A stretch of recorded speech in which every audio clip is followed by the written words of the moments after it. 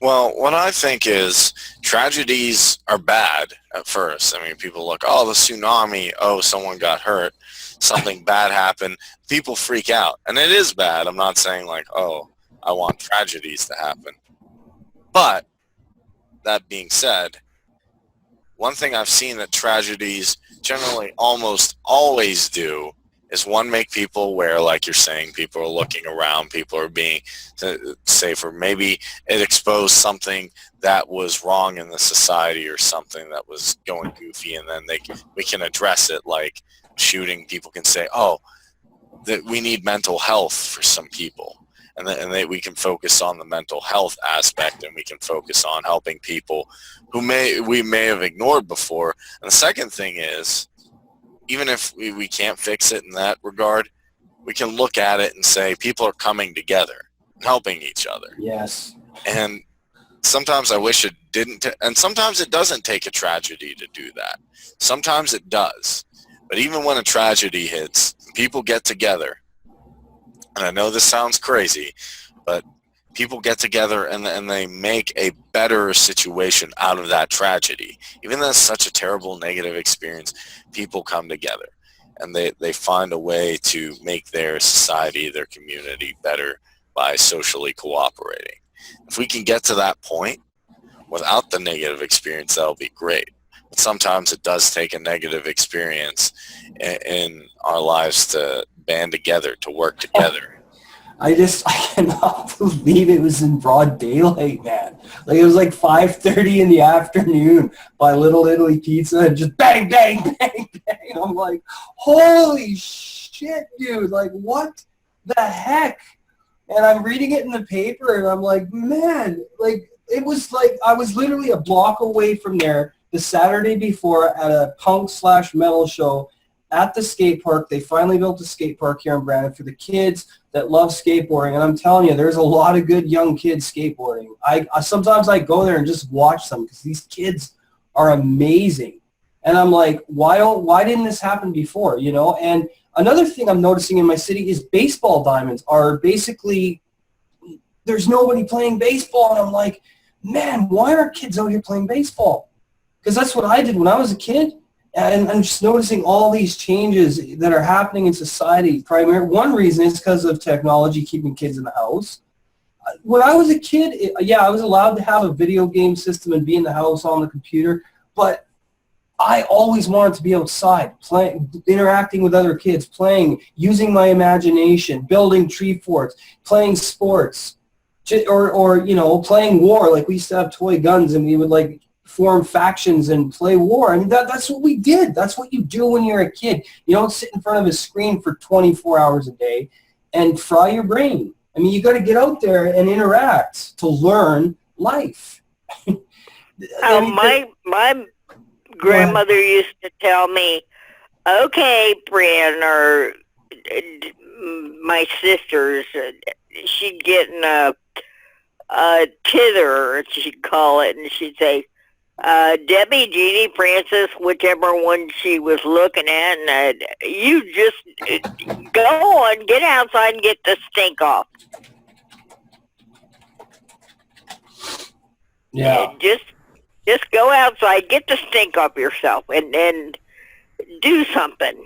She just wouldn't tolerate one of us sitting in the house 8 hours a day. No. I mean, you get outside and you play baseball, you play soccer, basketball, you do something, you know, because that is how kids learn to get along with other kids. That's how people learn to socialize, is in their childhood. And I think that the reason I've become so good at socializing, and I can get in front of the camera and I can talk to people, I can talk to strangers, no problem, is because I had so much social interaction as a child. And I learned how to be around other people. I learned how to show compassion for people. And when I was a kid, I had the biggest heart in the world. Later in my life, that changed, and I wasn't the nicest person, but now I'm getting better. And, you know, but I think because as an adult, you lament bad experiences. As a child, you don't. As an adult, because you have more of an emotional intelligence and you have more understanding, and if you have a really intelligent mind, it sometimes can work against you.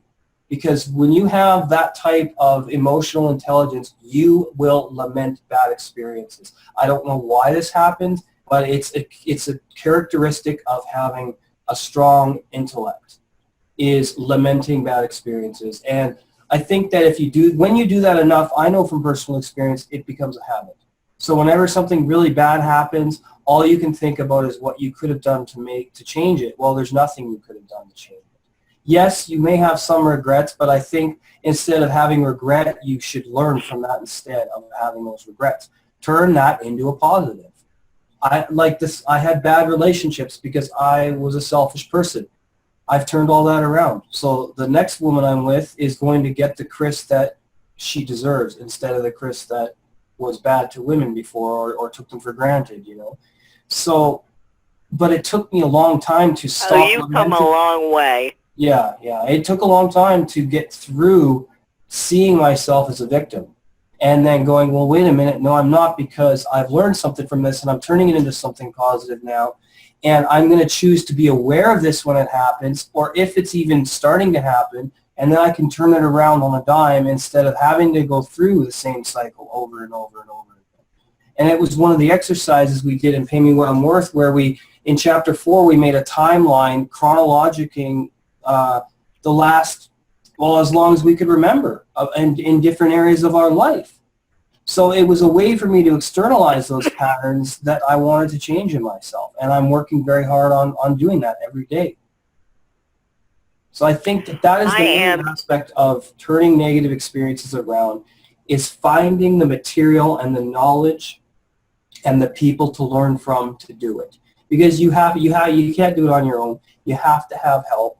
Whatever form that help comes in, you've got to have the help to do it. Go ahead, Francis. Amen. Yeah. No, I was just going to say I am so excited. I'm like a kid waiting for Christmas for Pay Me What I'm Worth classes to start. And again, I strongly urge everybody to get their book now and be ready for the class to start on the 12th. Correct me if I'm wrong. Yeah, it's the 12th. The 12th, and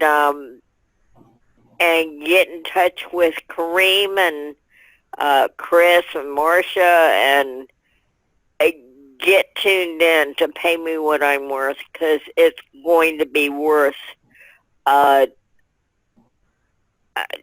shamrock. Yep.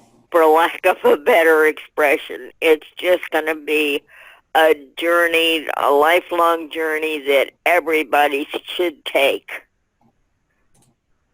Yep, you're absolutely right. That's very, very accurate. I know that I want to go through it. I do have to sign off for the night, everybody, and I really enjoyed the chat with everybody tonight, and the topic. I think it's been very enlightening. All right. So a good job to everybody. Thank you, Francis. Thank you, Fran. Have a good rest. Take care. We'll see you soon. Good night, everybody. Good night. And actually, we have like about 3 minutes. So in this time, I just want to thank everybody for coming. Chris Peters, Francis Richardson, Carly, Micah, Dan was here. Dan on in the car, and Bill and Cedric are in our thoughts, even though they couldn't be here. And I just want to announce, if you like the show, go to Patreon/theentrepreneur.com. That's Patreon/theentrepreneur and give us a couple bucks if you like the content. Also, Micah has his website at the new Exactly Hits. It's either almost or it's going to be just about done in development, and then we have some more stuff I'm going to show next week. That'll be pretty exciting. Okay, we have to go meet David. He's waiting for us, Kareem. All right, guys. All right. So turn negative experiences around into positive ones, and we'll see you next time.